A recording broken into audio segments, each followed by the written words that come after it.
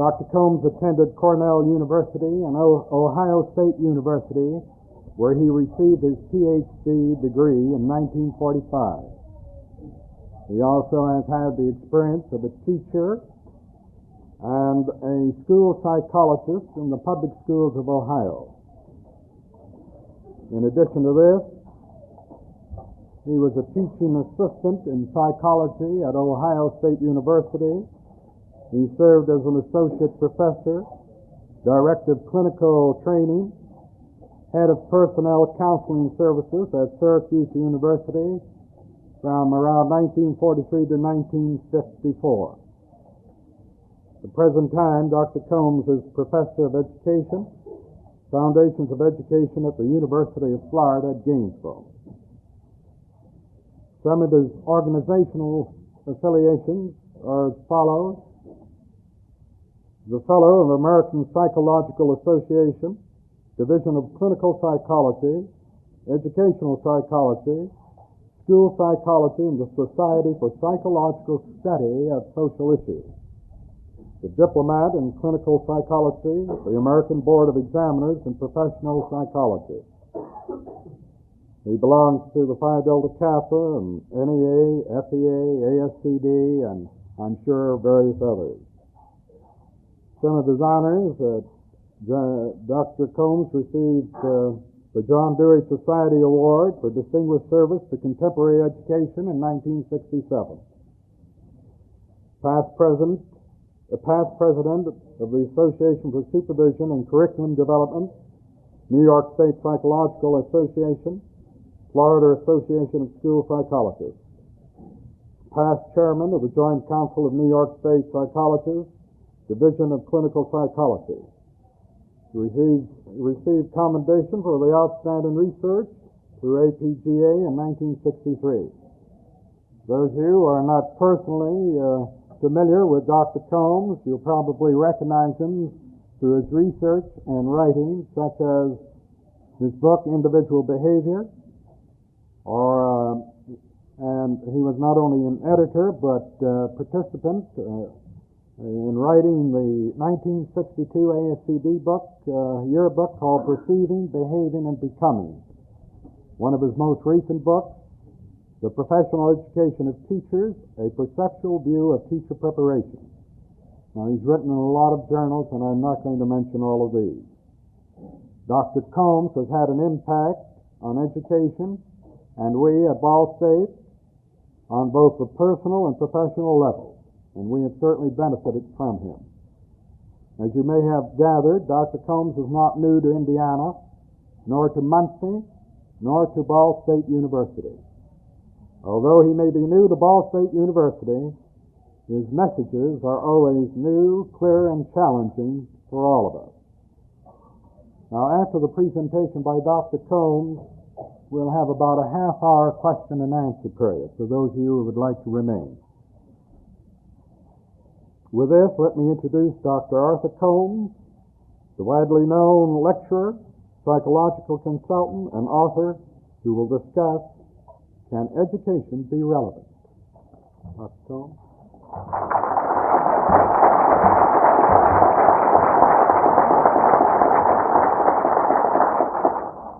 Thank you very much.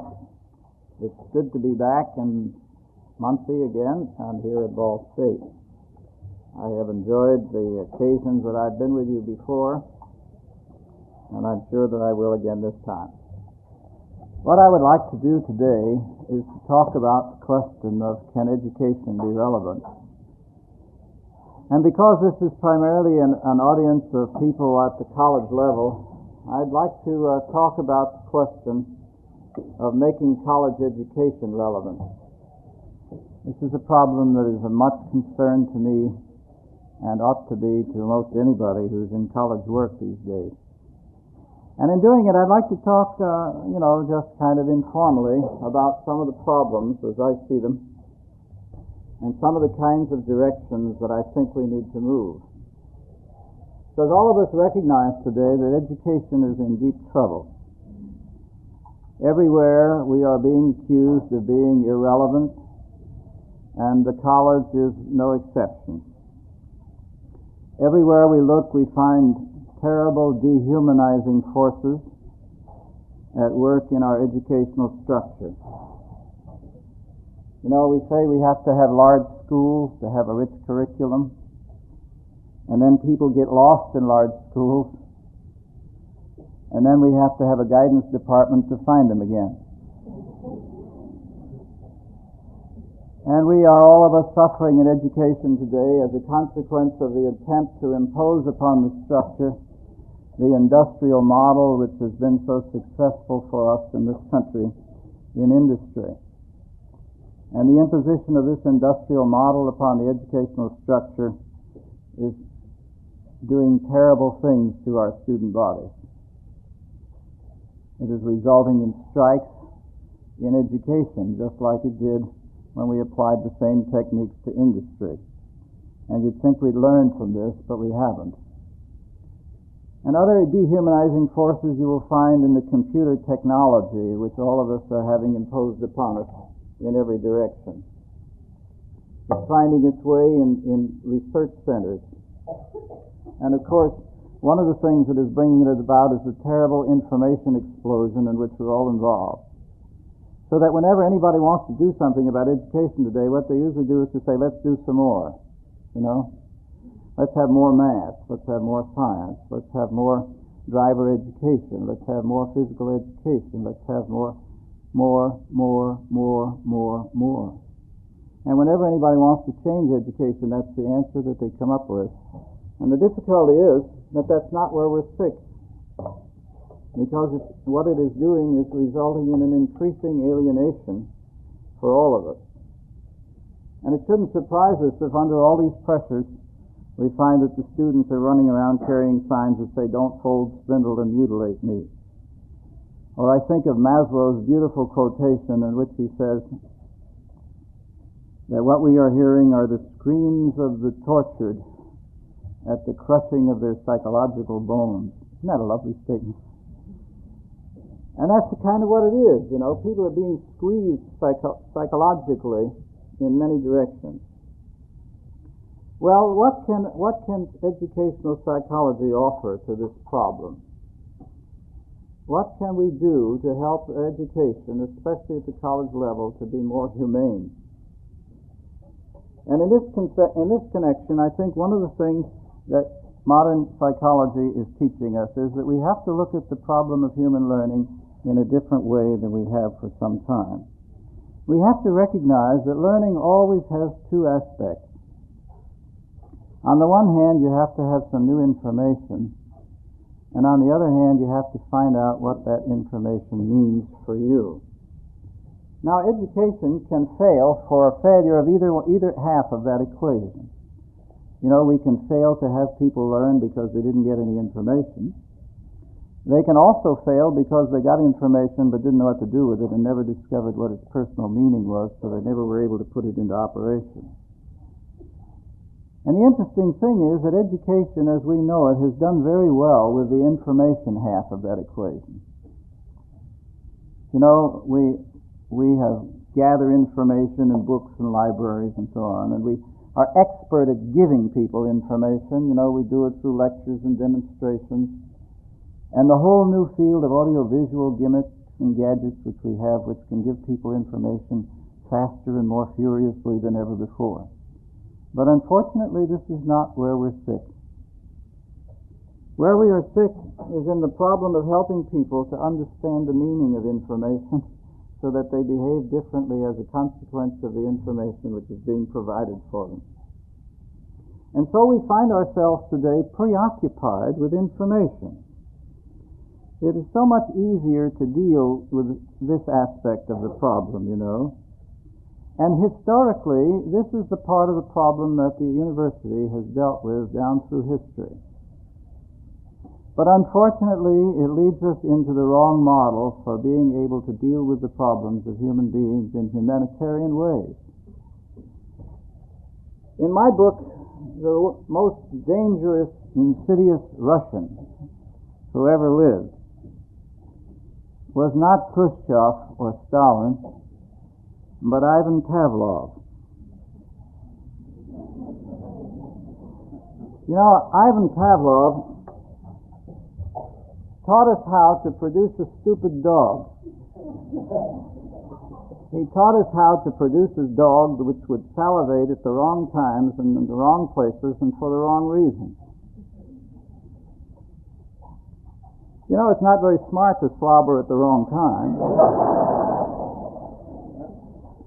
Now, Pavlov did this fascinating experiment by first of all separating his dog from all other dogs.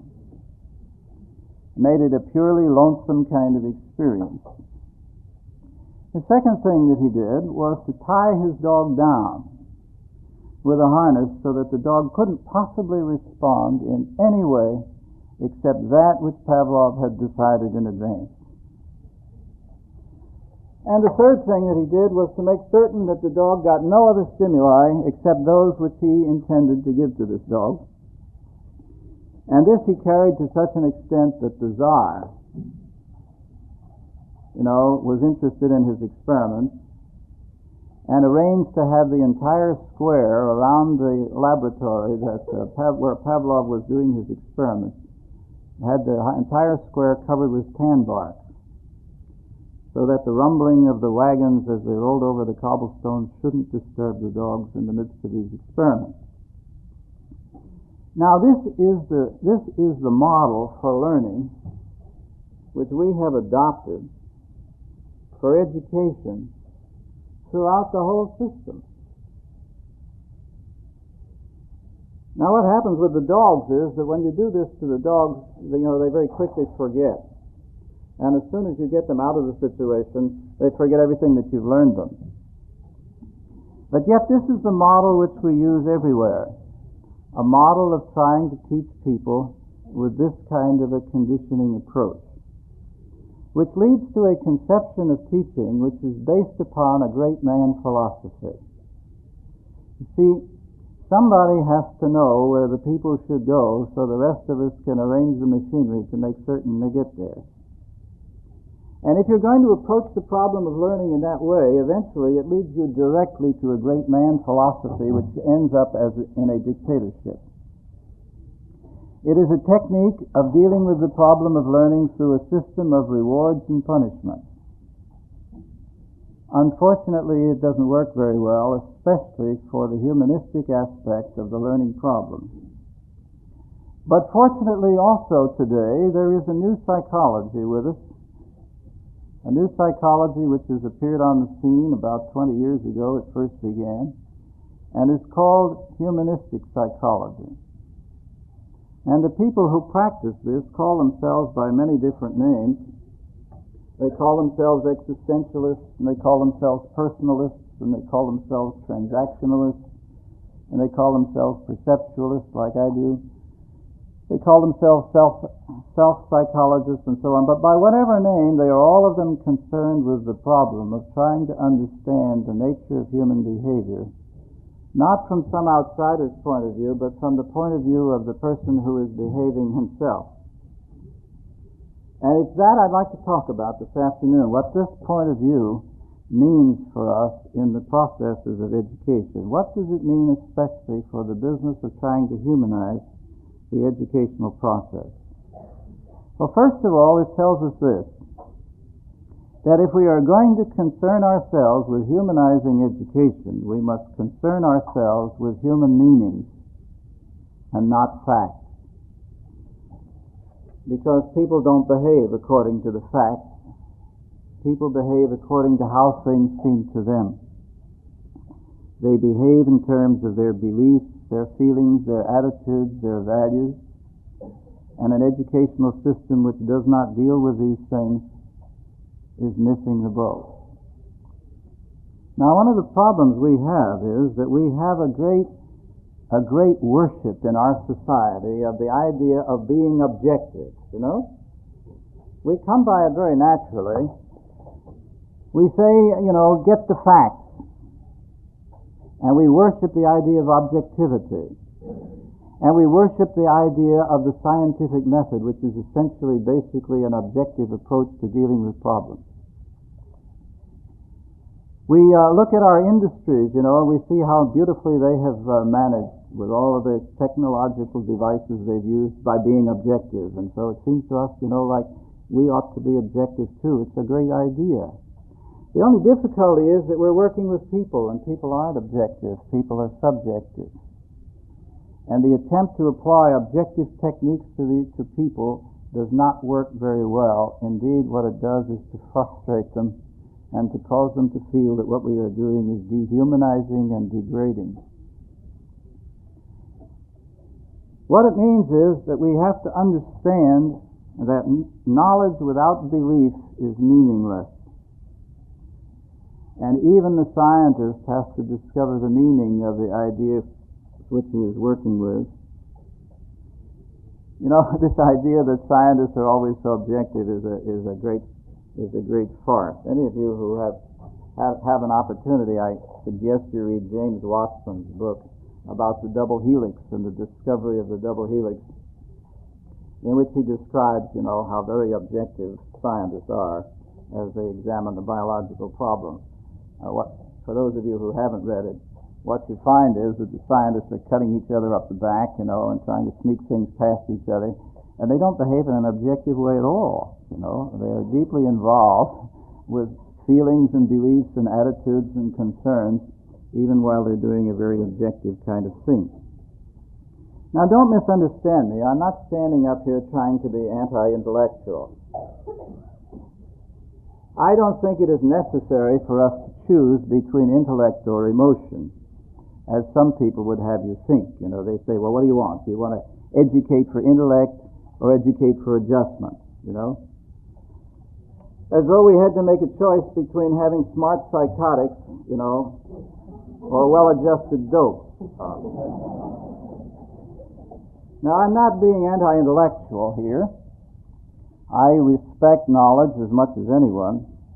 But what I'm trying to say is that much of college teaching involves itself in a mad race to cover the subject, in which the teacher is seen primarily as an information provider.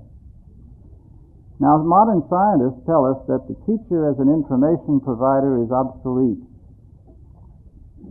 We have all kinds of gadgets and gimmicks which can do it much more efficiently and much more cheaply than having the teacher do it.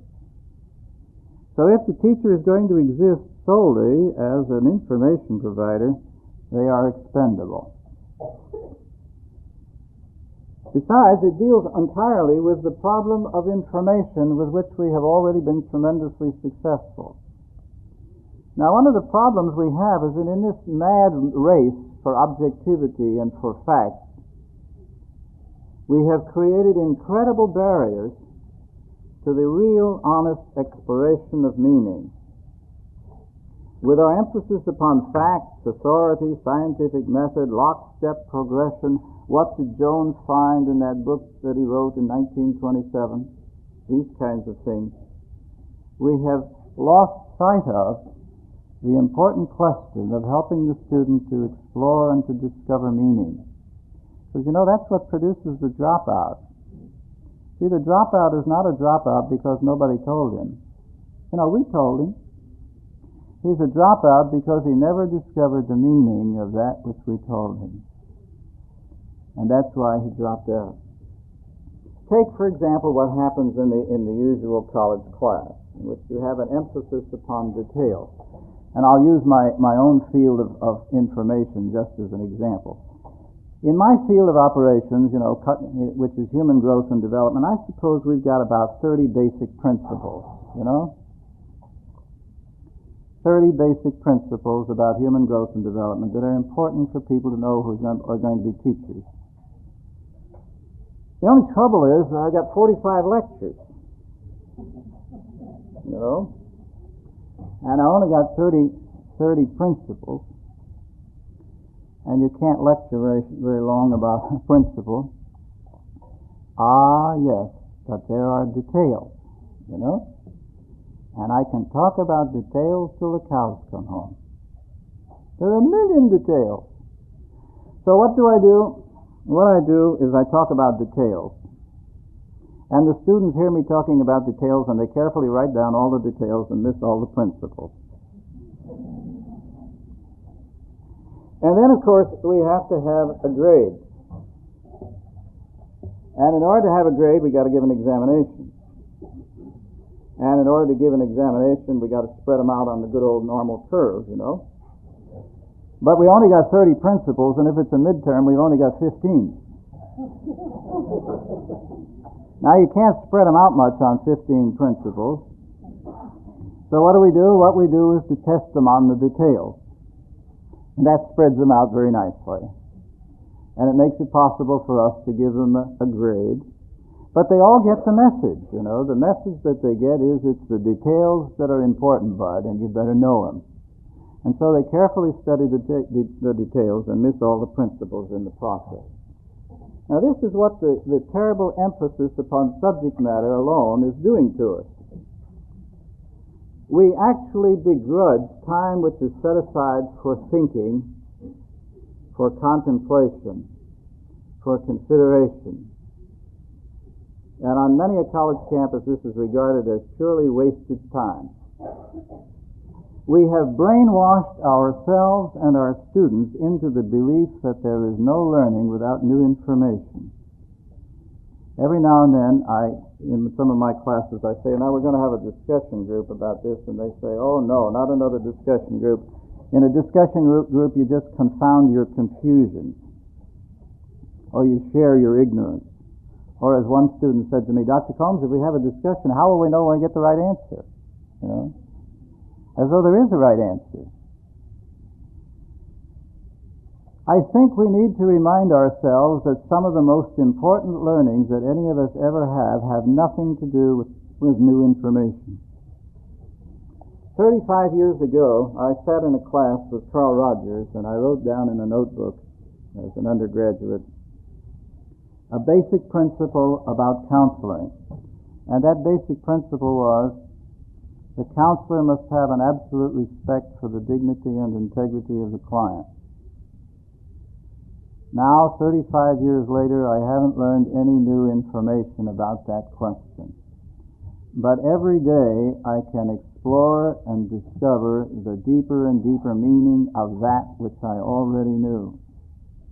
Or take, for example, down where I live in the Bible Belt, down in Florida, where they take religion very seriously, and where for years we have been going to church, you know, and we've been talking about it, and we've been sermoning about it, and we've been reading the Bible about it, and we've been having Sunday schools about it, and we've been having discussions about it, and we've had revival meetings about it. I'm talking about the principle of the brotherhood of man. You don't need any new information about the brotherhood of man. What is needed is the deeper and deeper discovery of the meaning of that principle for you. And this is something which our educational classes has too long forgotten. It means that if you and I are going to deal with the meaning half of this learning equation, we're going to have to provide students with a great deal more opportunity to explore meaning and less preoccupation with the business of providing information. You know, in the history of universities in Europe, the students used to go to the lectures, and by the way, they hired the professors and fired them too, which is a neat thing, I think. But after they went to the lectures, they went to the beer halls, and that's where they talked about it. I once suggested to the president of our university we needed more beer halls, and he didn't take very kindly to that. But I'm convinced that around our university, some of the best learning takes place in the beer halls, and in Sin City, and in the Rathskeller, and in the Florida Room, and places like that. But I'd like to ask the question, why should this be outside the curriculum? Why don't we do this inside the structure of the university, rather than have it happen or not happen as a happenstance about which we make no attempt to deal with the problem? I think the principle is clear that I'm talking about. Name your own poison.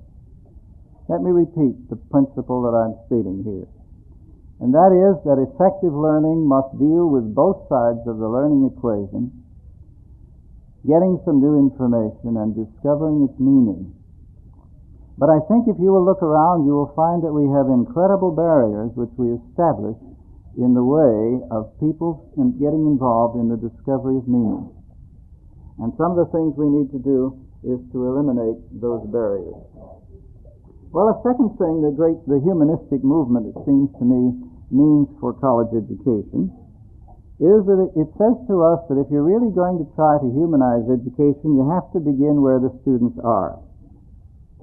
This is what psychologists call the principle of acceptance, by which we mean that a person has to start from where he is. You know, people can't go from where they're not. But a great deal of what we do in education today is to try to start from where people are not. We don't really approve of students where they are, you know? We don't approve of them being where they are. As Earl Kelly once said, he said, you know, we've got these marvelous schools and this magnificent curriculum and these absolutely wonderful teachers, and then, damn it all, the parents send us the wrong kids. Now, we just don't approve of that. We are not willing for people to be who they are. We are insisting that they be something different from what they are before we will even begin to deal with them effectively as students. That's like, you know, the doctor who says to you, go away, son, and get better, and come back and I'll help you. It's just about like that, you see. We don't really accept the person with the problems that he has. We insist that he go away and be something else. Now, I think one of the things we need to do in this connection is to recognize that the students are beginning to revolt against that. And they are asking that we be authentic, that we begin from honest understandings of where people are. And there are two general approaches we can take to that problem today. One approach we can take is the logical approach. To quote from Earl Kelly again, he has a delightful quote about this. He said, "Logic is only a systematic way of arriving at the wrong answers." At any rate, there is a logical approach to this question of dealing with human events today. And the logical approach, what you do is you decide upon the goals you want to accomplish,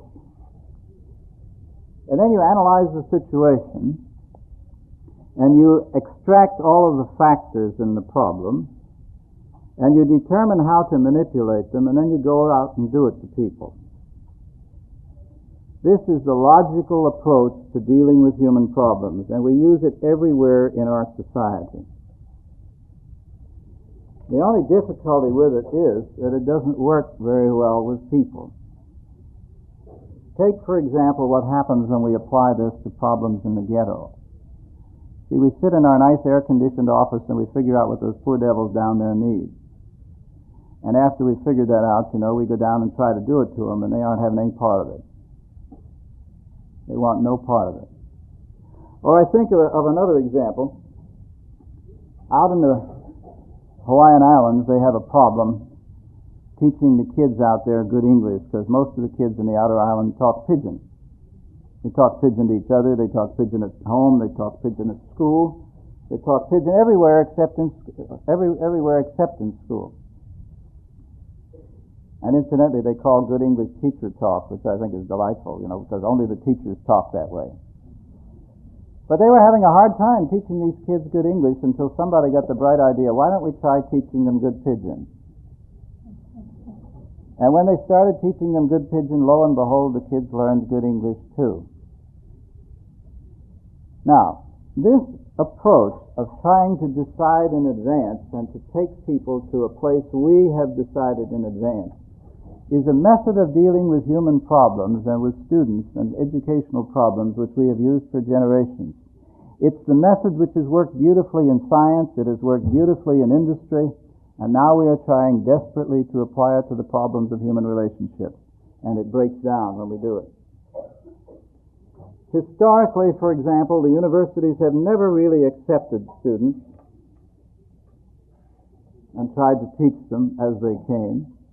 Historically, what the universities have done is to select students. See, they selected the students that you didn't need to teach. They selected the students who were already motivated and gifted so that nobody had to teach them. Well, I think that's going to change because the public has decided that everybody's going to go to college. And that's going to be a terrible shock to us college professors, because we're going to have to learn to teach. We're not going to be able to select people like we used to. We're going to have to take the great unwashed public, just like the elementary teacher does, and do the best we can with them. Some of us are going to have to learn to teach. There are signs of this in the wind already as we are beginning to have pressures put on us, to accept blacks no matter how well they do, to accept underprivileged students no matter how well they do, to accept the poor students no matter how well they do. There are even junior colleges down in Florida now which you can't fail. You take a course until you pass it. If you don't pass it, it doesn't go on your record, and it never goes on your record until you pass it. And that's kind of an interesting thing which is happening in our educational structure. Many universities are beginning to eliminate entrance requirements, and we're beginning to have compensatory education. The principle is clear. We must begin to be willing to accept students where they are and to take them from there. It means that we have to find ways of relating to the needs of the students. Psychologists don't know very much about learning, but one thing they do know about learning is that people learn best when they have a need to know. Now, historically, that's not what we have done. We have assumed that the student has a need to know, and we went right ahead and taught him, on that basis. And the students complain about this, They say, one of my students said, I always thought that a college was a place for the nourishment of the student, but I've discovered that that's not at all true.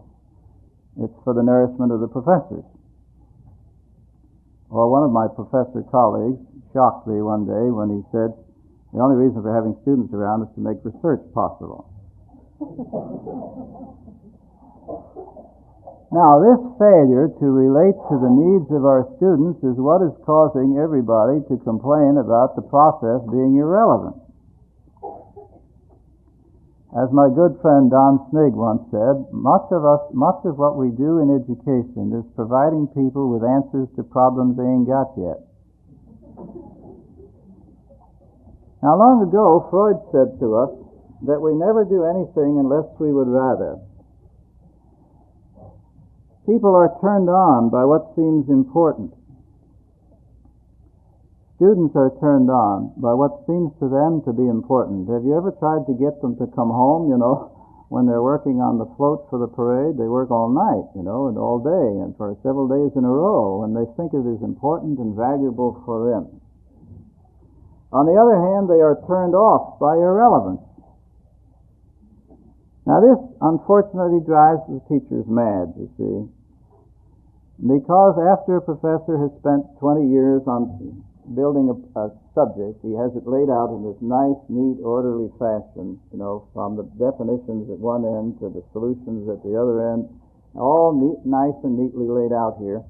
And then the student comes in, and doggone it, the student wants to know something here before he knows the definition. And that's very distressing, because when you have this beautiful concept of your field of knowledge and you admire its order and its beauty and its symmetry, in the way in which it's laid out in this nice, neat, orderly fashion, then the student comes along and he wants to know something in the middle of it, or at the end of it.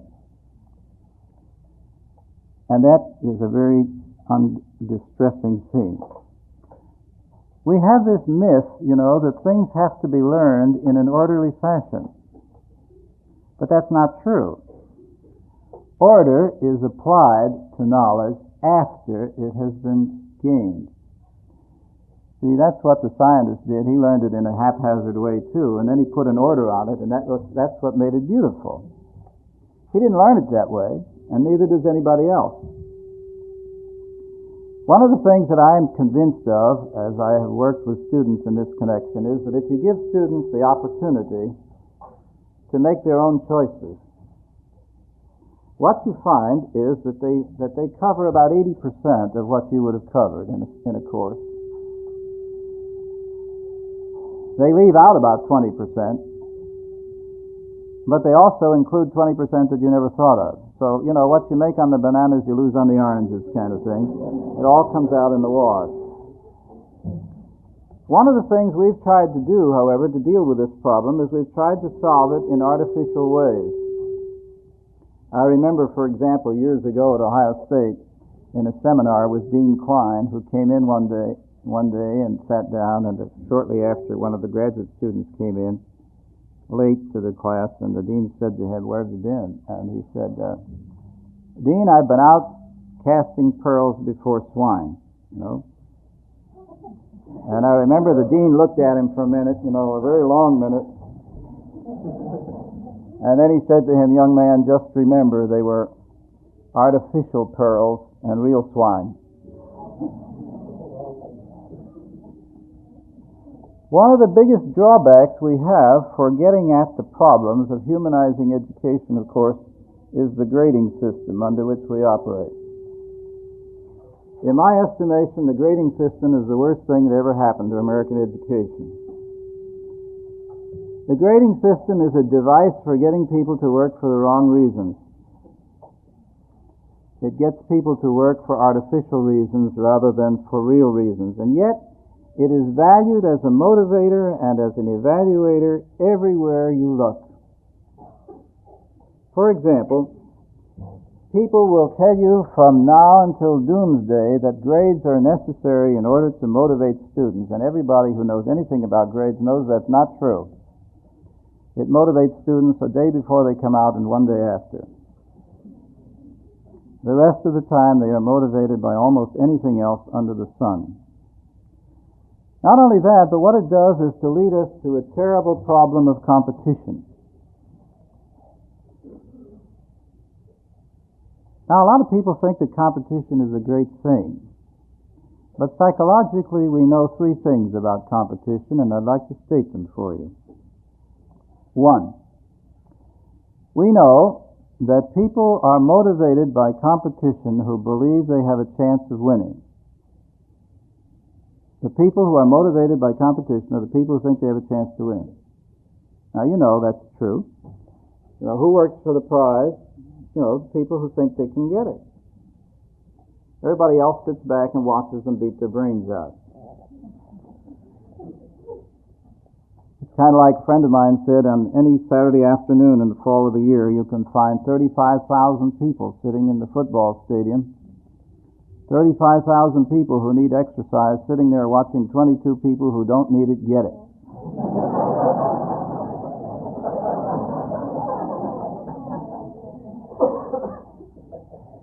The second thing we know about competition, this wonderful thing, is that when people are forced to compete who do not believe they have a chance of winning, the effect is not motivating, it is discouraging and disillusioning.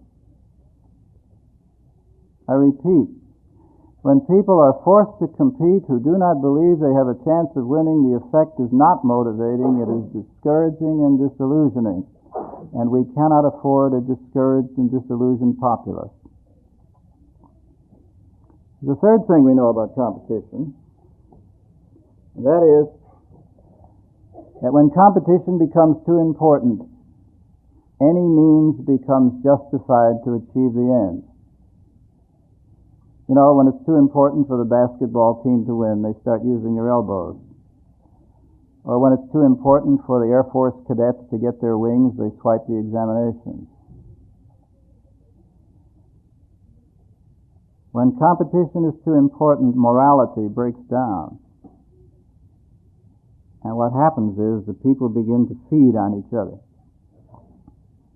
Now, I think we ought to take a good look at this question of competition, which we have for so long assumed is such a marvelous thing as an educational device for motivation. Even as an evaluation, however, grades leave much to be desired, because we know that as an evaluation they are also inadequate. Everybody knows, that no two teachers grade alike.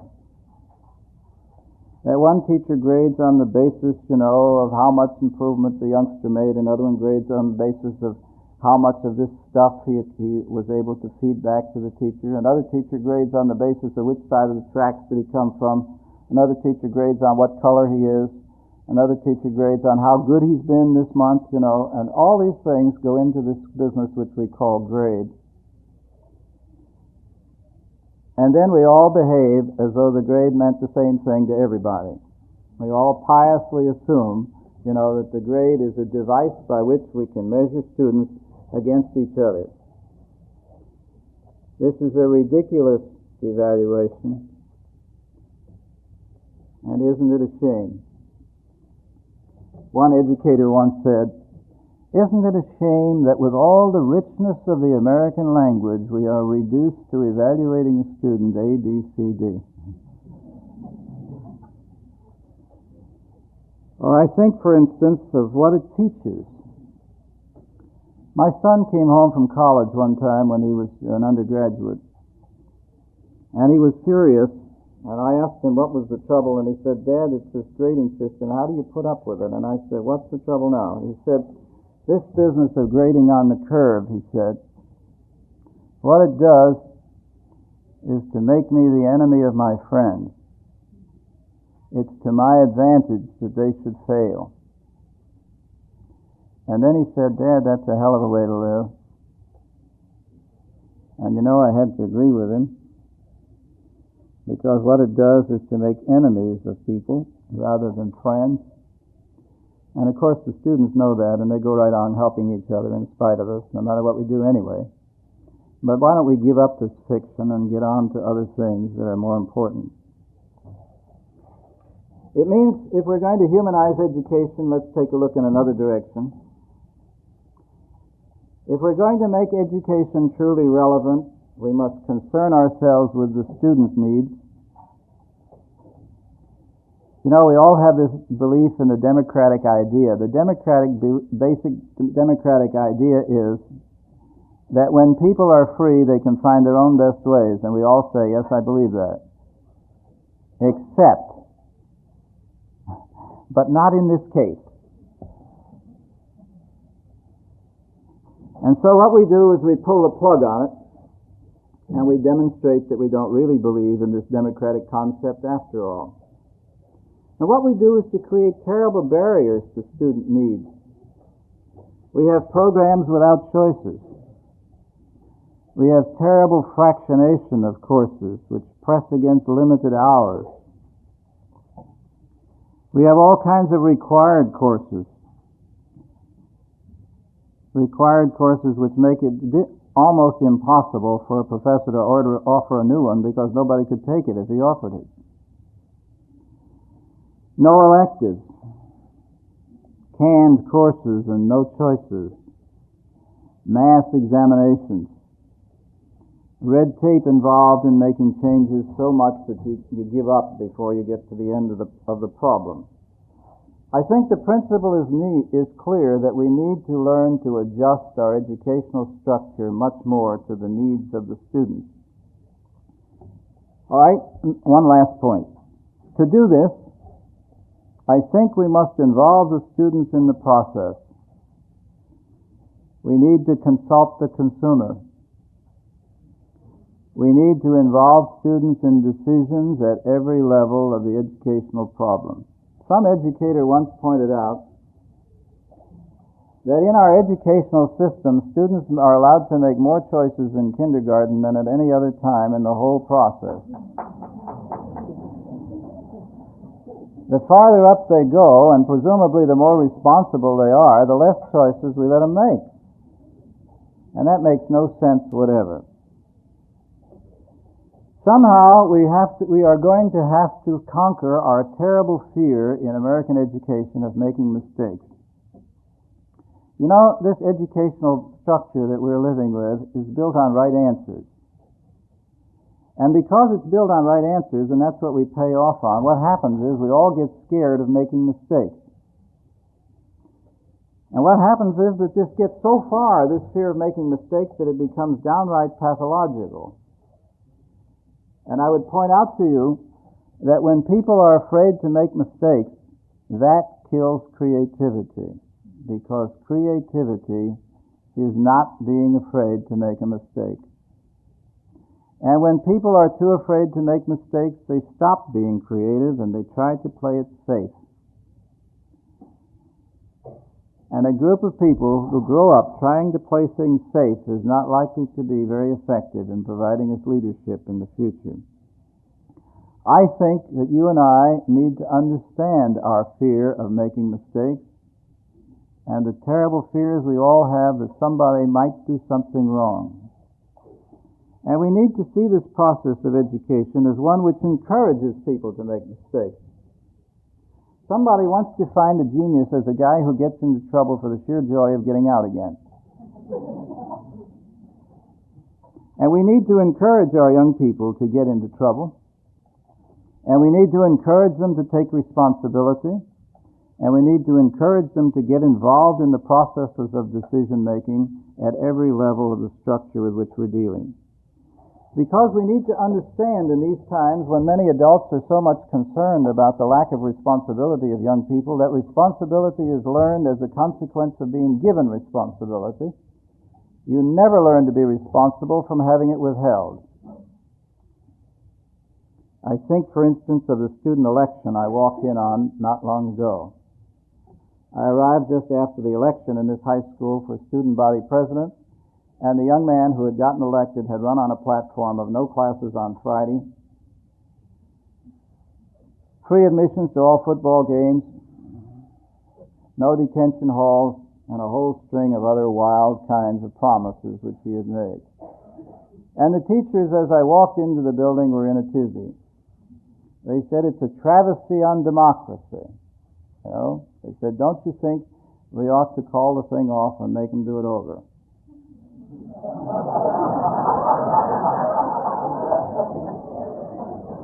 And I said, heck no. How else are these kids ever going to understand the terrible price you have to pay for electing a jackass to office? See, better they should learn it early. Look what happened to the rest of us.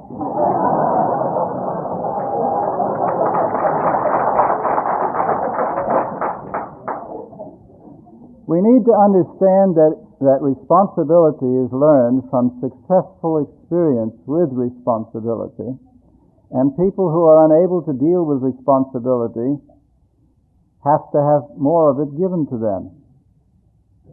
You know, you cannot learn to be responsible by having it withheld. To use another example, the teacher, who walks out of the class and says, I want you to be good kids till I get back. I got to go down to the office a few minutes. She goes out of the class. She comes back. The room is in bedlam. She walks into the room. She says, I'll never leave you alone again. And by this act, she has robbed these children of their only opportunity to learn how to behave when the teacher isn't there. You can't learn how to behave when the teacher isn't there if the teacher never leaves you. We have to recognize that people who are unable to deal with responsibility have a history of being unable to deal with responsibility, and what we need to do is to use the technique which every elementary teacher understands. You have to go back to the place where this person can have success experiences and give him success experiences to the point where it is possible for him to accept the larger ones that you now are trying to give him. It means that you and I are going to have to choose between conformity or creativity. You know, if you want students to conform, they ain't going to be creative. And if you want them to be creative, they ain't going to conform. And the choice is clear. And you can't have it both ways. I think it means that you and I have to examine our practices. We have shut out our students in so many ways. We say to them, go dance some more. Or here's a new teen town, go dance some more. Here's a new playground, go play some more. And the message is clear, go away and don't bother us. And I think we have to get over that, because I don't think the young people are going to allow us to do it much longer. Let me just end on one experience I had with a class. which has really shook me. I once said to a class of students in education, these are young people who are going to be teachers, nice young people from good homes, and so on. And I said to them, how come you don't get committed around the university? And they told me. This is what they said. They said, nobody ever believes we're important. Nobody has any respect for our beliefs. Nobody has any trust in us. Why should we get committed? Everybody just wants us to conform. And they feed us a pablum diet. It's all chewed over and there's nothing left in it of any life. Everybody's afraid to let us try. And you want us to get committed. Nobody cares. Students and teachers are enemies of each other and they ought to be friends. It's details, details, details as though they were important. Or else it's grades, grades, grades as though they were important. You can't ever question anything. The only good ideas are the old ones. And then they ended with this statement, on which they all agreed, all 35 of them. The things worth getting committed to don't get you ahead in college. How's that? The things worth getting committed to don't get you ahead in college. If ever I heard an indictment, that's it. I think we need to understand these days that we can no longer behave as though all the right answers are ours, that we have to enter into a world in which we are willing to enter into honest dialogue with the consumers with whom we're working. Because, the students are objecting to what we've been doing. They are saying to us, well, look at you. I mean, you talk about such morality and here you are engaged in an immoral war. And look what you did to the atmosphere. Wow. You screwed it up for us. And you talk so much about brotherhood of man, and look what you've done about civil rights. And the poor are still with us. And they look around and they don't see much signs of concern. Is it any wonder? They feel the processes are irrelevant. I think the principle is clear. We need to take them into the processes. And I think that in the process we would learn a great deal ourselves. Well, these are some of the things that seem to me to grow out of the college scene as I see it today. And as I've been trying to look at it from the point of view of modern humanistic psychological thought. I'm sure that some of the things I have said today probably make you feel uneasy. Some of the things I have said today have probably been a bit upsetting. I suspect some of the things I have said you probably agree with too. What I've been doing with you is sharing one man's thinking about the problems of where we need to go with some aspects of our collegiate educational processes. And I guess I can only say, as one of our forefathers did, if this be treason, make the most of it.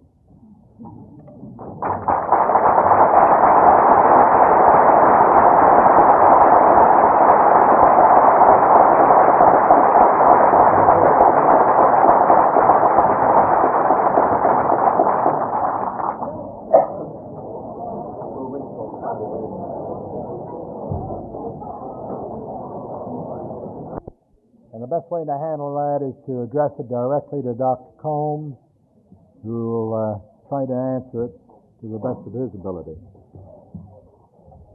I have one question already. A young man came up and asked, he said, what are you doing about it at Florida? Well, let me tell you some of the things. One of the things we're doing, we have a new elementary program in which we have eliminated all examinations and all grades. Another thing that we have done is to make it possible for students to participate in small group instruction with comparatively rarely do we get people together in large groups. This is a program which we're trying. We are also utilizing various forms of sensitivity techniques and other devices for group discussion operations. We have included a contract system of arriving at the grades in courses where we have been unable to eliminate them. These are some of the kinds of things that are going on our campus.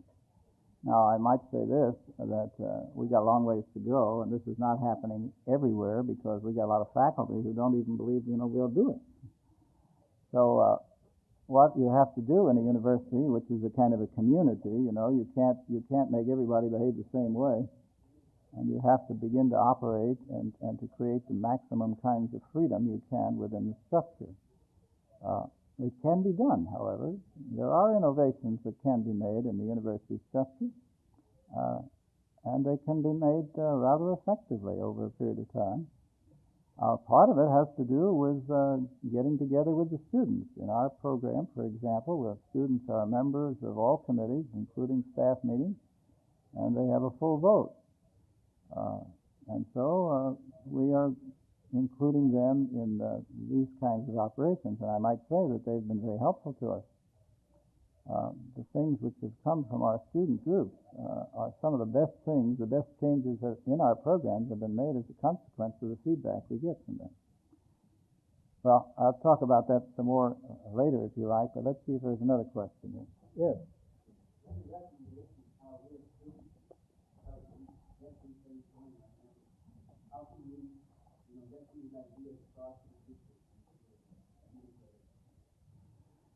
You mean you don't know?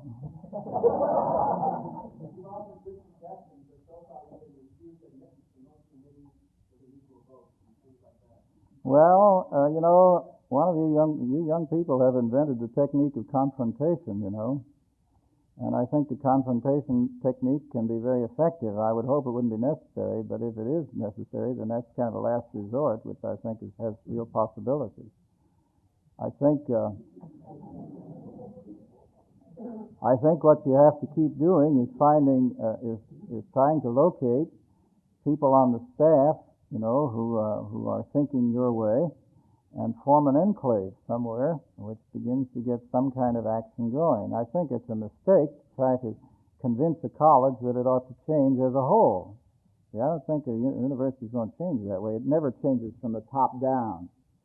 One thing that students don't understand is that the real enemy of the students is not the president, but the faculty. I'm serious. Most college presidents, couldn't do anything if they wanted to about most of the things that the students are upset about, because the regulations are made by the faculty senate or the legislature or somebody else. So that the place you need to go is to develop kinds of enclaves within the faculty. Now, there is room in a university structure for faculty members, to begin to innovate.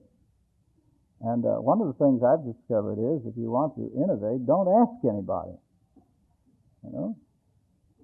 What you do is you get a group of people who want to try something, and then they just go ahead and do it. And after a while, somebody discovers what they've been up to and comes around and says, hey, you can't do that. And you say, I can't. And they say, well, no, you can't do that. And you say, well, I'm doing it, and it's working fine. And then they say, well, we'll have to find a way of making it legal. Or they say you have to find another job. Yeah, you may have to find another job. Of course, that's the risk you always run. Anybody who wants to produce changes in our society always runs the risk of being rejected. But you have to be willing to pay that price,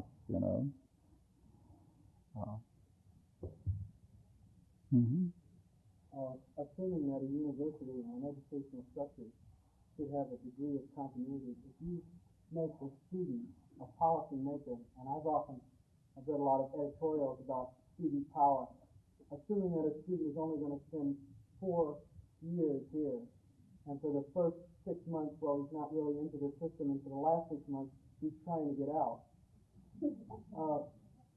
what reasoning do you find in giving them so much power as compared to a faculty of professors whose whole life is involved with the university and its policies instead of a student? You have a very good point, and I did not advocate, that we're going to turn this over to the students. I didn't say that.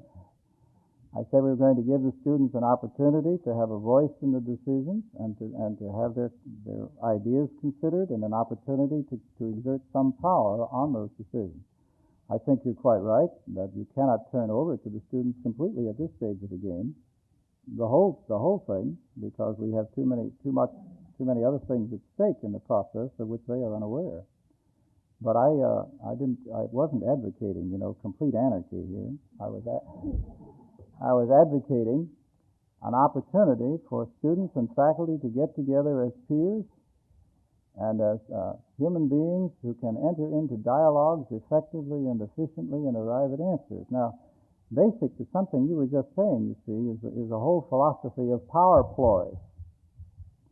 Now, it's precisely that, I think, that gets us into trouble when we start thinking in terms of power techniques. The real revolutions that are made in any institution are always made as a consequence of changes in people's hearts, in thinking, in beliefs. And that's where it's at in the final analysis. So that what I want to do is to enter into relationships in which, I'm not going to give up being who I am. After all, I've been in this business for 35 years, and I have a certain prestige and expertise. And I think that, I will come into the situation with that. And I think that ought to carry some weight, But I am also not saying, we're not going to say to students, no. I'd like to bring students into a relationship in which we honestly respect each other for who we are and what we are. And as we work out the differences of opinion, this can be done over a period of time. I don't think most students on our campus, for example, are asking to run the university. I think they'd be embarrassed if we gave it to them. They wouldn't know what to do with it. On the other hand, they do need to have a voice in what's going on, and I think that has to be worked out on every campus. I don't think there are any open and shut answers, anything we can say it must be like this. I think it has to be how it has to be on this campus or that campus or some other campus. And each of us who are trying to produce changes in our society and in our institutions have to exert our influence at every level we can. We have to exert our influence on the public, on the school boards, on the boards of regents, on the legislature, on the administration, on the supervision, on the teachers, on the whole bit, That's what changing institutions is all about. And I don't think there are any shortcuts to that. Fascinating thing, that even when you have a revolution, all you do is change the management. For example, after the Russian Revolution, we found that we gave up the Tsar and we got Stalin. And we gave up the landed estates and we got, the collectives. After a revolution, when people look around and try to figure out what to do, the only thing they can do is what they know. And so they fall back on their own experience. And so what happens is that you usually get some kind of same thing, only different management. Now, sometimes it's good to have a different management. That's also possible. But it isn't making any real changes over a long period of time until they occur in the individual people in that society. But that's a philosophical question. We could go on at great length. Some other questions? Mm-hmm. Your students say the differentiation between education and preparation for a profession. I would hope that the preparation for a profession was educational. I don't quite follow your distinction, Dean. Let me adjust the latter. Yeah. I think we're all sympathetic, especially those of us with elementary backgrounds, to the concept of acceptance in human approach. Now, how do you apply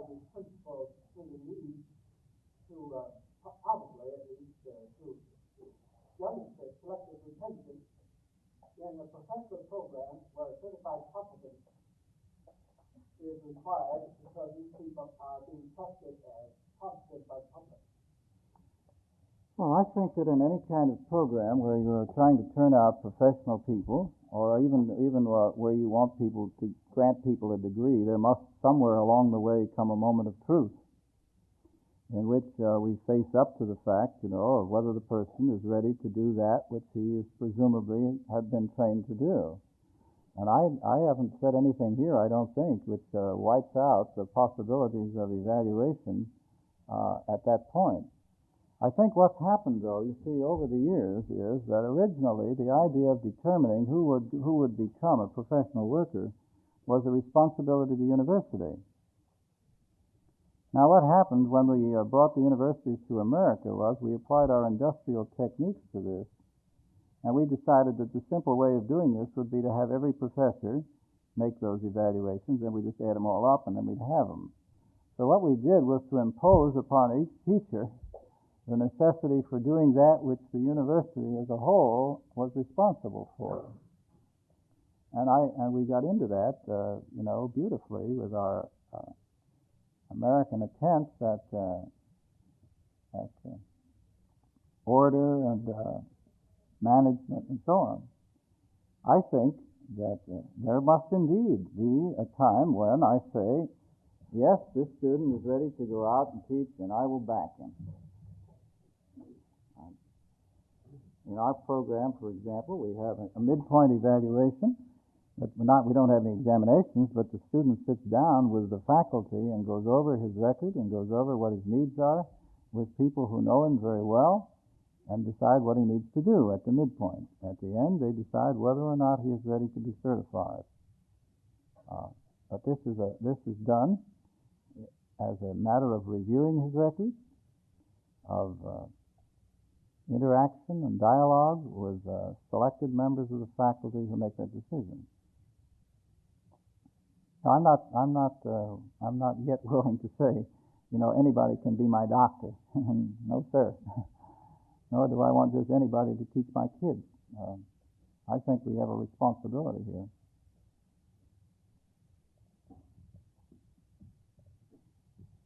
Mm-hmm.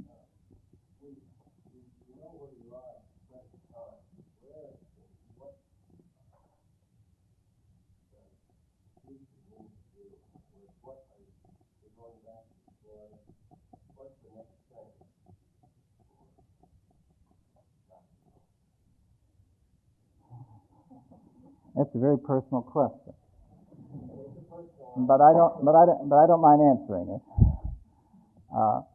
Two things that I've arrived at. I have just recently resigned from all organizations in which I held office because I have decided that I want to spend the rest of my life in exploring the meaning of a human being existing in a community, which I am deeply impressed by.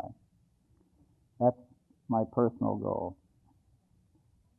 Professionally, we are engaged at the University of Florida at the moment in the attempt to establish a center for the study of humanistic studies in education, which will be a cross-disciplinary department in which we're going to try to apply some of these concepts much more effectively.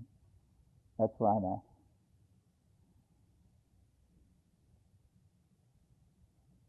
Mm-hmm. What alternatives do you offer to grades? I think he was talking about evaluation and final evaluation, and perhaps with regard to professionalism, some type of standardization. Now, you said before that grades often dehumanize and the competition. What do you offer as an alternative when you're trying to judge people, or if judgment has to be made? You can't sit down and talk individually with everyone. So. Well, this is the whole philosophy that we're talking about here. On our campus, we still have grades in many places. And where we have grades, we make an attempt to make it possible to reach those grades without the necessity for operating on a curve and so on. And I'll tell you about that if you'd like to know about it. In other programs where we have eliminated grades and have an SU kind of an approach to the problem, we do have these evaluation sessions, which I was just talking about, which are situations where a committee of the faculty sits down with a student and reviews, where he's at, and where he needs to go, and what he needs to do. And then again at the end of this program. Now that's an evaluation, but it doesn't have to be in terms of grades, you see. Now we have other ways of evaluating people. We have opportunities for people to behave and to operate in very intimate kinds of contacts with staff members who are specially chosen for their sensitivity and their understanding and their abilities in counseling and guidance and general knowledge of education. And there is a continuous operation of those students in a very close way with those faculty people. So they're always being evaluated, continuously. And projects that they hand in are not acceptable, they're handed back, say this isn't very good, do it again. But there isn't a grade put on it, necessarily, although there is a dialogue going on here. In those places where we have, in my own course, for example, where I'm required to give grades in one of my other courses, what I've worked out is the technique of giving grades on a contract basis. Our college decided some years ago what we meant by an A and a B and a C and a D and so on. So what I do is to say to my class, this is what the college has decided that grade means. Now in this class, I would interpret that to mean these things. And then the student makes out a contract with me. It takes about 3 weeks to do it before, it gets finally approved, in which he tells me, what grade he'd like to work for, how he proposes to meet the criteria, what he's going to do, how he's going to keep his record, and at the end, how he's going to demonstrate that he did it. And once I've approved that, then we both know where he stands. And at the end of the quarter, all he has to do is demonstrate that he did what he said he was going to do. And the grade is automatic. Now, it's very interesting to me that this turns out to have lower grades than my colleagues, believe it or not. The distribution of grades in my class has less A's than my colleagues do. And yet my students work harder. It's ridiculous, but that's part of what we get hung up in. But this is a way of making it possible within the system to make what we do more individualized and more in line with the student needs. Now, if I had my way, I'd do away with it. But, when you have to do it, you have to do it, and you do the best you can to deal with the problem. Mm-hmm. Do you subscribe to the concept of learning for mastery? Do I subscribe to the concept of learning for mastery?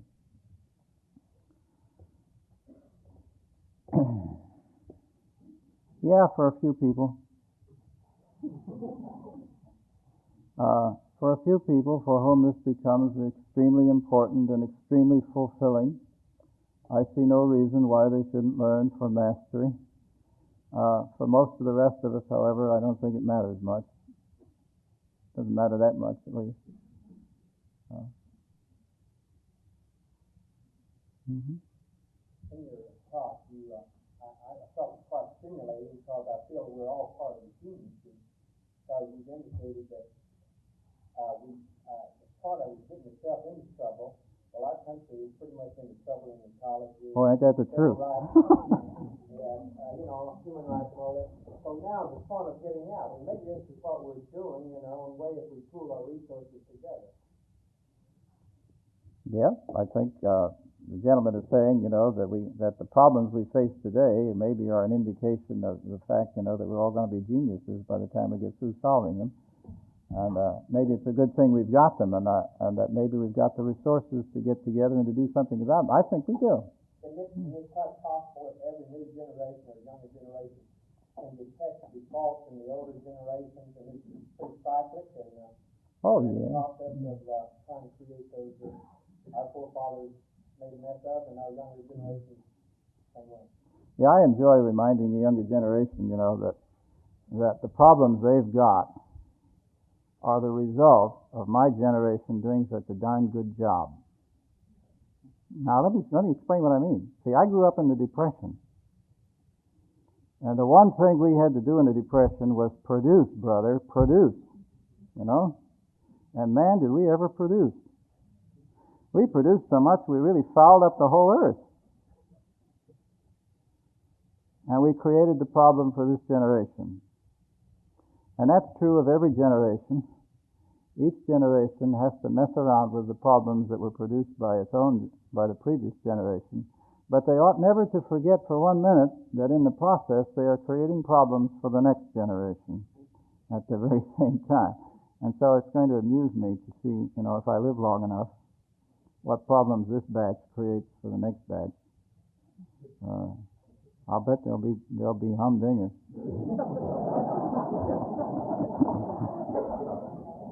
And even as I say that, young people, I say it because I love you, and not because. But I just think it's kind of amusing, and sometimes even serious things have got an element of humor about them. Mm-hmm. It seems problematic about the contention, though, with a math education that we're involved in. What kinds of things are being done to maybe change the concept or the value of a degree, a 4-year degree, a master's degree, and so forth? Well, I think that one of the problems we face today is that our colleges are the most hidebound of any aspect of education which we have. You see, when we got scared by the Russians and decided we had to do something about American education, we started with the kindergarten and the nursery school and elementary. And we made less changes in the high school, and we made practically none in the colleges. And we're just now beginning to recognize that it has to happen in the colleges in the same way that it is happening in the lower levels of the educational structure. And we are only now beginning to have the ferment, you see, rise up to this level and to begin to make some difference here. So that for the life of me, you ask me, what will it be 15 years from now? And I couldn't tell you. I know this, it ain't going to be like it is, that's for certain. But what it will be like, I don't know. And I think that's kind of the exciting thing about it, you see, that we have to deal with human problems in a different way. When I was talking about the logical approach to solving problems, you see, that in that instance you know what's going to happen and you arrange for it. But there's another way of dealing with human problems, which I call the get-with-it approach, And instead of trying to decide upon the answers in advance, what you do is you get in the problem with the people who've got it. And together you search for solutions. And you don't know what those solutions are going to be when you start out. This is what we call an open-ended approach to dealing with human problems, or a process-oriented one, if you like, which you find is basic to some kinds of psychotherapy. For example, in the old days in psychotherapy, the psychotherapist used to decide what his client ought to do, and then he would make arrangements to make sure that his client did that. See? They don't do that anymore.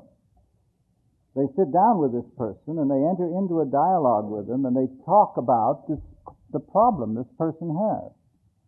And in the process of talking about it, little by little, the client comes to discover some better answers than he had before.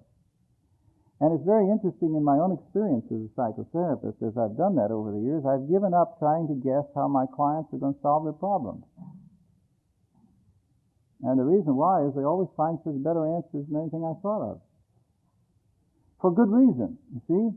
Because they're in the middle of the problem and I'm not. And all I do is I see it 1 hour a week.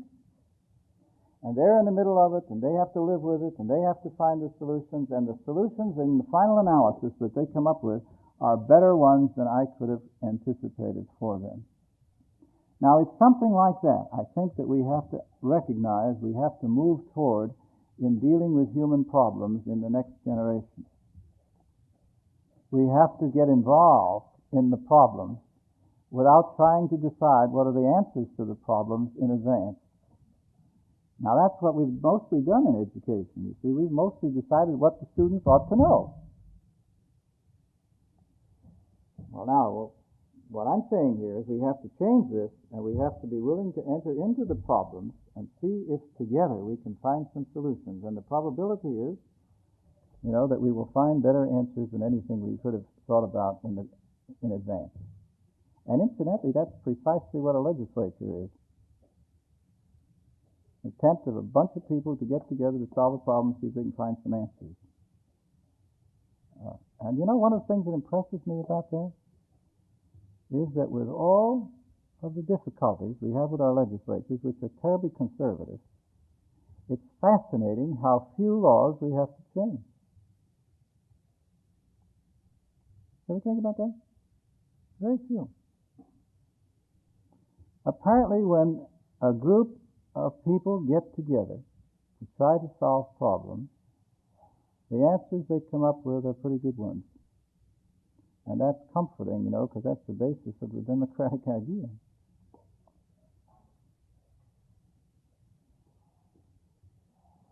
Good to see you.